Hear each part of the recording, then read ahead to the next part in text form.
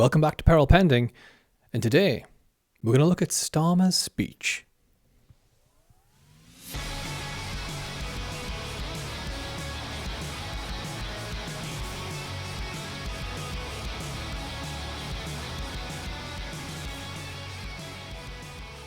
It's not been good for Labour, has it?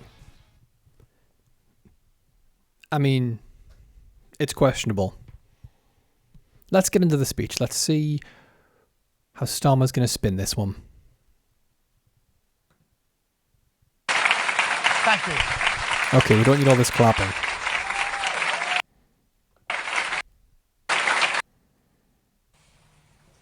I get it.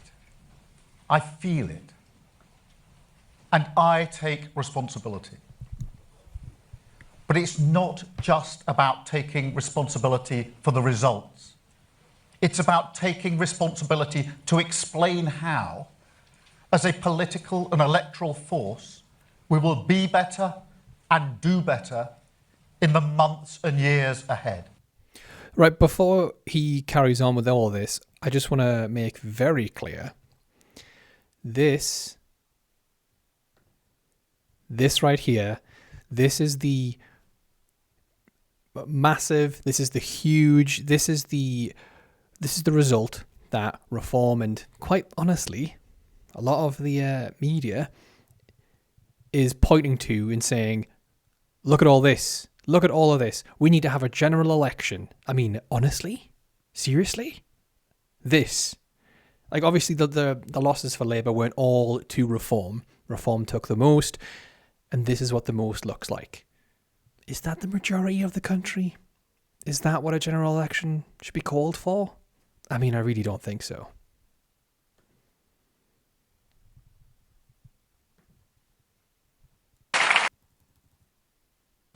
And I take responsibility.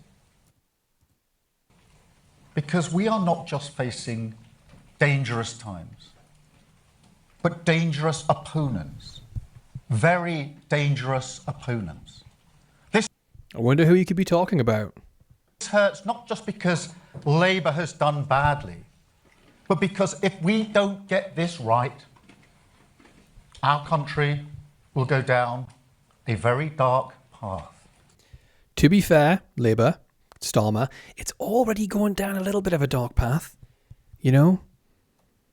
Bringing in, well, trying to enforce digital IDs on people.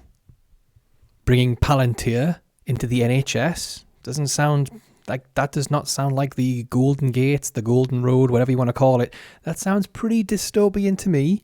Labelling perfectly peaceful and legal protests as terrorists. I mean, come on. So just as I take responsibility for the results, I also take responsibility for delivering the change that we promised, for a stronger and fairer Britain that we must build. I take responsibility for navigating us through a world that is more dangerous than at any time in my life. Arguably, it was maybe more dangerous during COVID, but, I mean, that's just me picking there. And I take responsibility for not walking away, not plunging our country into chaos as the Tories did time and again, chaos that did lasting damage to this country. A Labour government would never be forgiven for inflicting that on our country again. I mean, we don't need to hear the claps. Starmer, personally, I think that yeah. The problem is, you have done some good. You've done, what, there was 400 million for the NHS for clinical trials. That's pretty good. You did announce that there'd be more GP roles to recruit, but, I mean, an announcement isn't really anything tangible. So, you know, until we see any kind of evidence on that, I don't know, chalk that up to, put that in the middle column. But you did end the doctor strikes, you ended the train strikes. One that I particularly enjoyed was you launched legislation to bring our rails back into public ownership. That's pretty good. I mean, can we maybe see a bit more power behind that? Banned no-fault evictions. Even for the the reform lot that are crazy, you reduce net migration figures from what they were in 2023, which was Tory controlled. You reduced that by 78%. That's not even something that I'm particularly bothered about.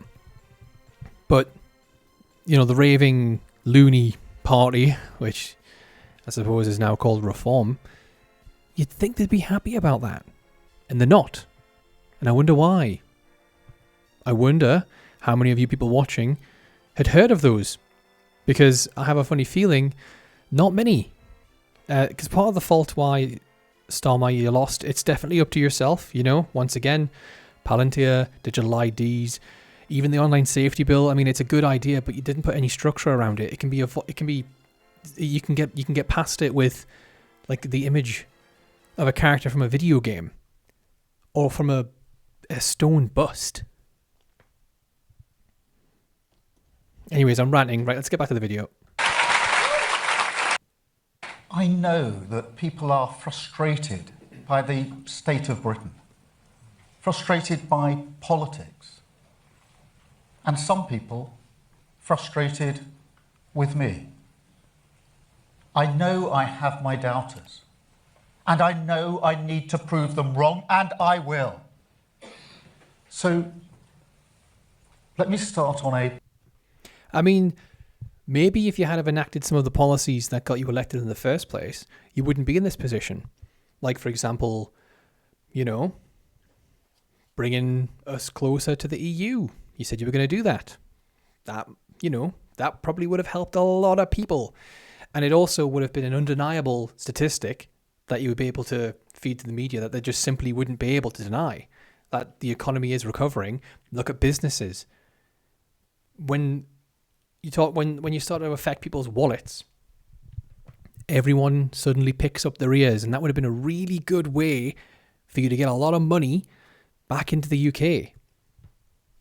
Personal note.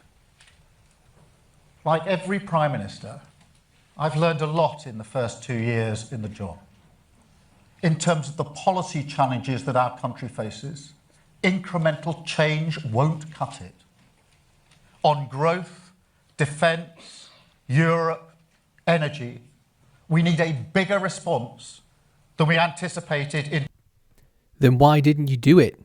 You've been in power for 2 years now, and at least to my recollection, I could be wrong, there's nothing like that. You're right. We do need bold policies. We can't have any of what previously happened, which it looks like we kind of are. You've made a load of promises, and so far all you've done is give Palantir, of all companies, Palantir, you've given them access to the NHS. Like, what happened to the COVID loan scandals? Weren't you going to create some kind of task force to get that money back? Imagine the headlines when you could say, Tory donor, so-and-so, now being held accountable. Now we're going to get that X million pounds back. What's happened to all of that? 2024. Because these are not ordinary times. And this is a political challenge just as much as it's a policy challenge. Delivery is, of course, essential, but it's not sufficient on its own to address the frustration that voters feel. We're battling Reform and the Greens, but at a deep... But you're supposed to be a left-wing party. You are traditionally the working class party. Why are the Greens up there as someone you're battling against? Surely there would be familiar ground there. I would have thought, have not like a similar alignment on everything, but why were they up there with Reform? Is it because since you saw that surge in Reform, you've kind of made yourself a bit more right-wing? Do we all remember that speech you gave about neighbours becoming strangers? An island of strangers, I think you said. I mean, you sold yourself for what? For nothing. The right-wing media doesn't care about you. They still want you out. They're calling for a general election. Level. We're battling the despair on which they prey. Despair that they exploit and amplify. And so analysis matters, but argument matters more. Evidence matters, but so too does emotion. Stories beat spreadsheets. People need hope. What are you talking about? You know what beats everything you just said there? Action, implementation, and then results. So we will face up to the big challenges. There's your new 3-word slogan right there. Stronger, fairer Britain. Action, implementation, results. And we will make the big arguments, the Labour case, that only Labour values and Labour policies can ensure our country not only weathers these storms, but emerges stronger and fairer. And the Labour case, that neither Nigel Farage nor Zach Polansky offers our country the serious progressive leadership that these times demand. What? Are you seriously trying to claim that you, leader of the Labour Party, are more progressive than the Greens? Have you seen the Green policies? You labelled protesters. You labelled protesters terrorists. You were pulling away grandmas and people in wheelchairs. You were progressive once, but buddy, not anymore.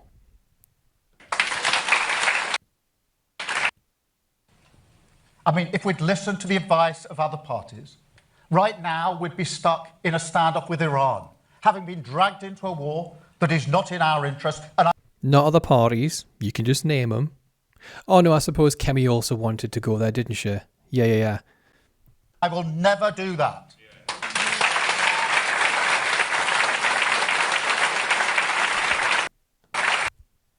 Difficult decisions funded that.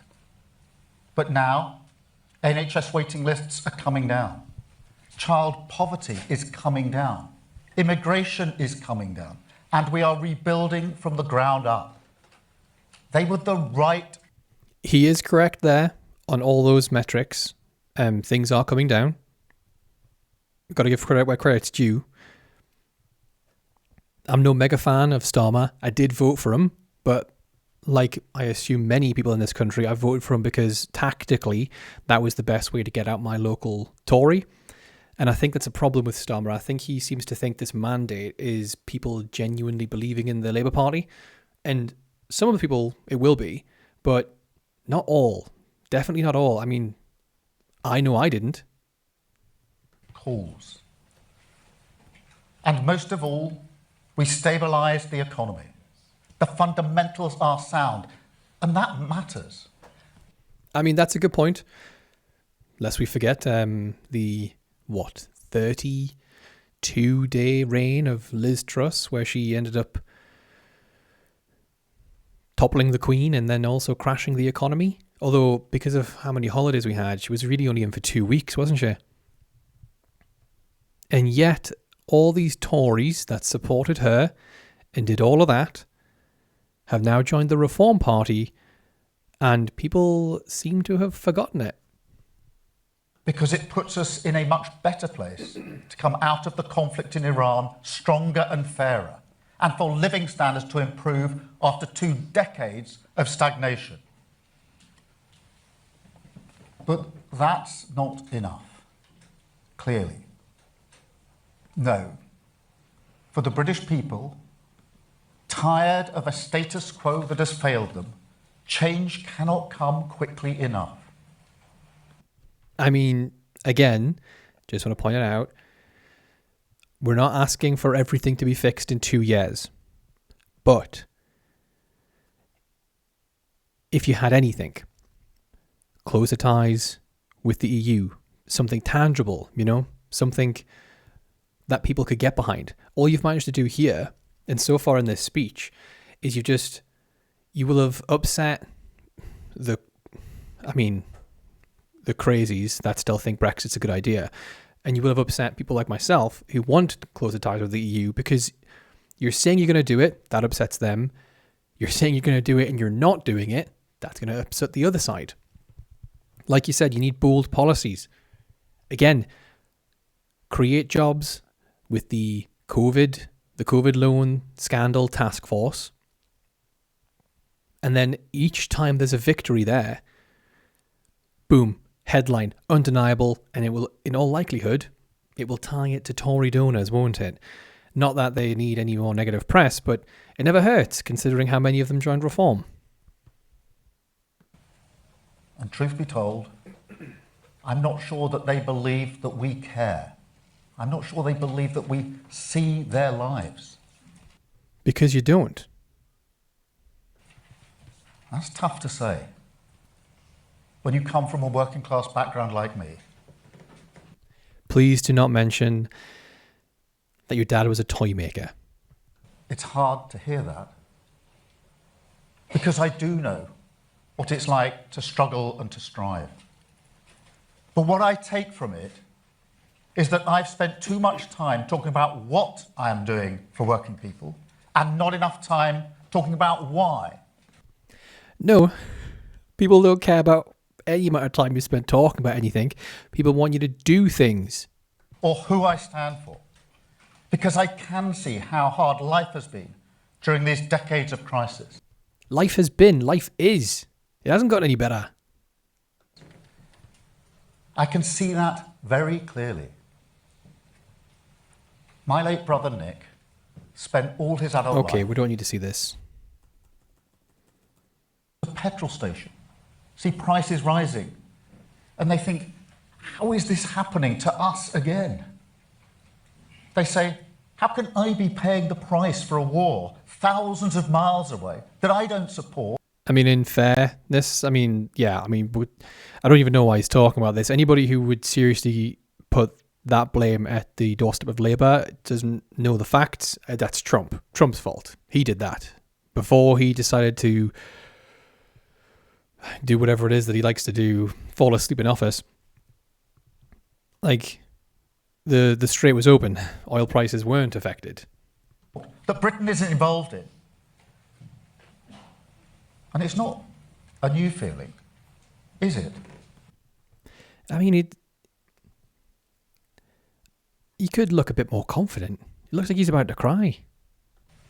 For 2 decades, our country has been buffeted. Okay, the 2 decades thing again. Let's just skip ahead. Ukraine war, yep. Ultimate sovereign capability. Strong nations in a world like this need to make steel. That's why we're backing steel in Port Talbot and across the UK.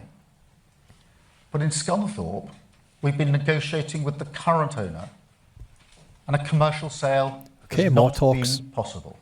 About what you're going to do, what you are doing. I mean, this is great, but instead of talking about doing, do. And instead of focusing on policies like the digital ID, like the online safety bill, things that you, for whatever reason, I don't know who's advising you, that is saying this is good, this is what the people will want, please ignore them. How about instead of doing that, you look back over the manifesto that got you elected, because there would have been some people that liked it, and you start enacting those. Again, closer ties to the EU and the COVID Reclamation Scheme Task Force. I'm sure I've changed the name each time. Those 2 things alone would do wonders for Labour. I don't know how you'd spin those negatively. I know Reform will try and spin the EU one negatively, but all you got to do is throw a quick little global poll out. Not a referendum. Don't do a referendum. A quick poll. Because every poll since shows that the majority of the United Kingdom they want to go back. And obviously it's not going to be what it was before, but it would still be a win. And now a public interest test could be met. So I can announce that legislation will be brought forward this week to give the government powers, subject to that public interest test, to take full national ownership of British Steel. Oh, that would be pretty good. That wouldn't be too bad at all. Let's skip ahead, though. I'm done with all this clapping. Second example, Europe. And I'm sorry, but I need to take a bit of a detour on this. because I want to remind you what Nigel Farage said about Brexit. He said it would make us richer. Wrong. It made us poorer. He said it would reduce migration. Wrong. Migration went through the roof. He said it would make us more secure. Wrong again. It made us weaker. He took Britain for a ride, and unlike the Tories, actually, who at least had to face up to it, he just fled the scene. And now he'll talk about almost anything other than the consequences of the one policy he actually delivered. See, that's good. Remind people of that. Remind people of their wallets. And speaking of reform, I'm sure a few of you may have seen this. Yes, that's right. Robert Jenrick, previously of the Tories, now of Reform, said that we need a general election. But didn't he get elected as a Conservative and then the next day flip to Reform? Well, let's just have a look. Sky News. Mr. Jenrick, you've said it's the honour of your life to serve the people of Newark. Your association says that you've betrayed them today. If you respect your constituents so much, why not call a by-election and stand as a Reform candidate? And Mr. Farage, I think by my count, Robert Jenrick's the 7th member of Boris Johnson's government to join your party in recent months. You say you're a new reforming force in politics. How can you claim that if, by your own definition, you're bringing in so many people that cause the mess you're trying to clear up? The Five-Star Movement in Italy, launched by Beppe Grillo, the famous Italian comedian, and I served with his people in the European Parliament. He said, we will only have politics at any levels, and lots of MPs. And guess what happened? Jesus, he does bloody talk a lot, doesn't he? I just want to see what Jenrick says. It was a all-war county council. The public will lose faith in you, perhaps very, very quickly. So we need the experience, and I think that's absolutely vital. Well, and to your point, Rob, I haven't seen whatever this central office press release is that you're referring to, but look, I don't intend to call a by-election. And there you have it. When I swap, no, I'm not going to have a by-election. Absolutely not. When you lose, no, you have to call a general election now. Fucking useless Tories.